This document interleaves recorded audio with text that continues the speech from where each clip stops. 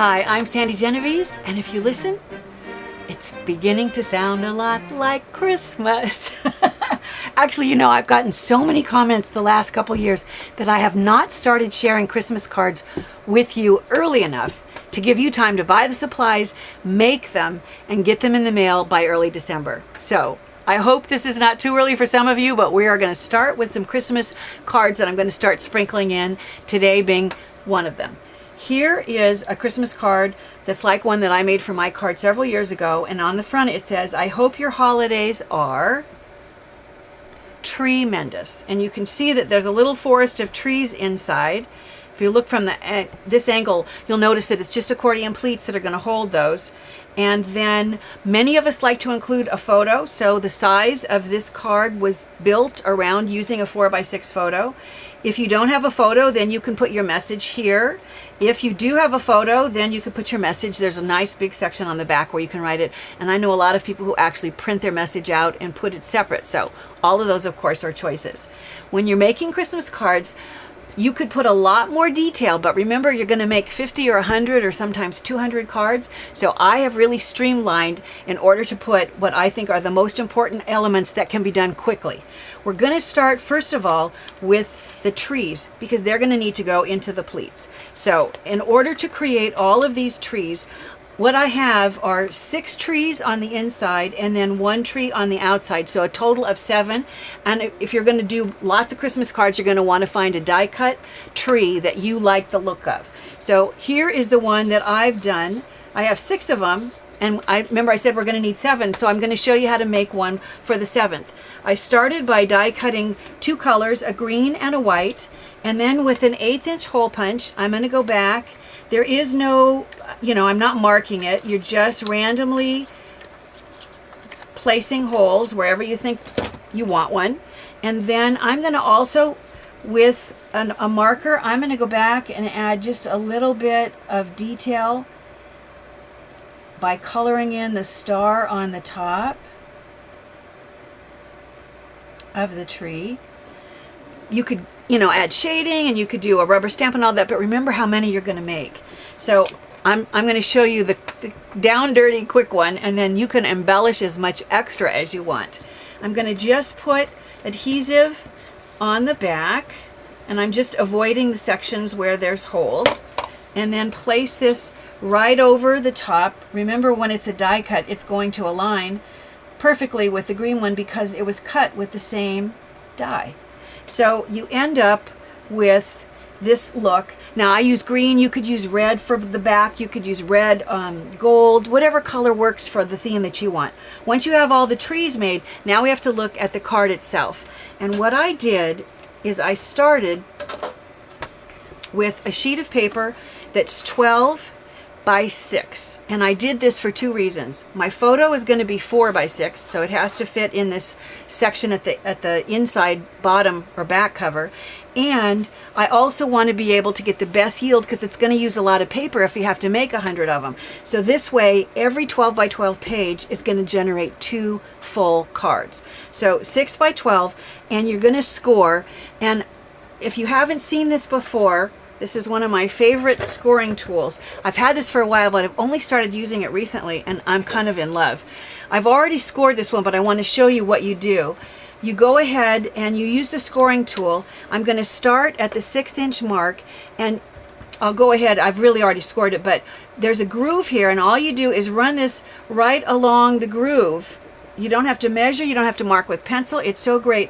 And then from that 6" mark, I'm going to come out a 1/2 inch in 1/2 inch increments 4 times, going one direction, and then from the 6" 4 times going the other direction. So you end up with the 4 scores, the middle, and then 4. So a total of 9 scores on your 6 by 12 paper. And once you have it all scored, I find that it works best to fold in the middle first. And I'm going to fold right down the center, making sure that it's all straight, and then I'm going to finger fold going both directions. So as you know, accordion pleats, you alternate a mountain, a valley, a mountain, a valley.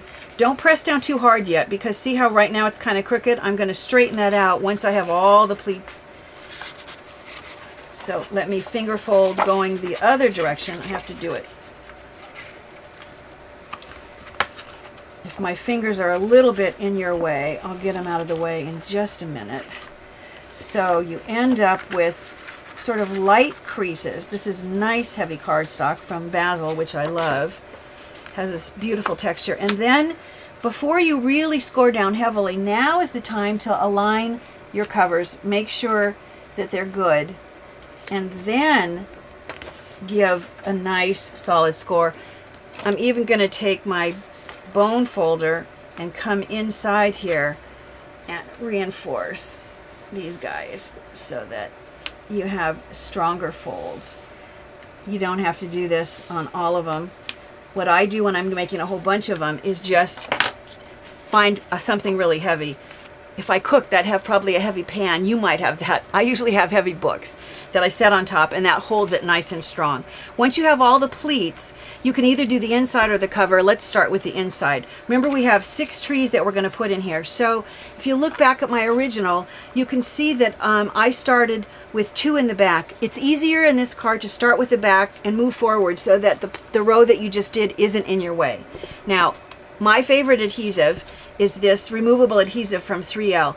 But if you're doing a whole bunch of these, when I was doing a couple hundred, I just used like Elmer's glue, because once I turned all the trees over, I just took my glue and I just hit a little dab, boom, boom, boom, on the bottom of each one. I'm going to go ahead and use my adhesive because I didn't think to bring. Other than for that Christmas card that one year, I don't remember the last time I used a liquid white glue. But for this, I have to admit, it was a little faster, even though that didn't take that long. But when you're doing 100, you're looking for time savings anywhere you can. You're going to start at what would be the back and take 2 of them. Line this up so you clear this edge. You don't want it to poke out side of your cover on both edges. And it's going to just sit in the pleats. Make sure that this edge is clear and press those down. And then the next row is going to just have 1 right in the middle. And I say right in the middle, roughly in the middle. And then I'm going to press it. I'm going to bring up and do another row of 2. Press it. Oops. And normally when you have the white glue on them, you set all of them in at once. You just lay them all in. And then when you close it and press, it will activate the adhesive on all of them. So there is the final one. Doing it upside down where I can't quite see, but you can see how you're going to have this lovely dimensional card when you open it up just by those pleats. Now, in terms of the front cover, let me bring this over and show you what I did. You could do a lot more, but just because of the volume, I kept it simple. I'm going to take some pattern paper and cut it enough, a 1/2 inch smaller, so that you have about a 1/4 inch all the way around the edges for the front cover. Line this up and press. And then I'm going to add a tree, and my tree, I put some of the foam adhesive behind it. So I'll take, normally I think I would stick the tree on last, but since I've already started, we'll go ahead and I'll place it roughly where I want it to go. You're going to hand write your message, and it's going to tuck in this section here. Actually, I hand wrote my message with the white pen, but I always do the lettering on a separate piece of paper so that if you have a lot to do, you can do them on the computer, cut them up, you know, assembly style, do them all at once, and then trim and stick them in. And you can see I had some scraps of paper. Every card had a little bit different embellishment here, and I just kept it that simple. For the inside, notice that all I did, once again, you want your message to be on a separate paper, so if you're doing a lot, you can run it through the computer. And then I added the photo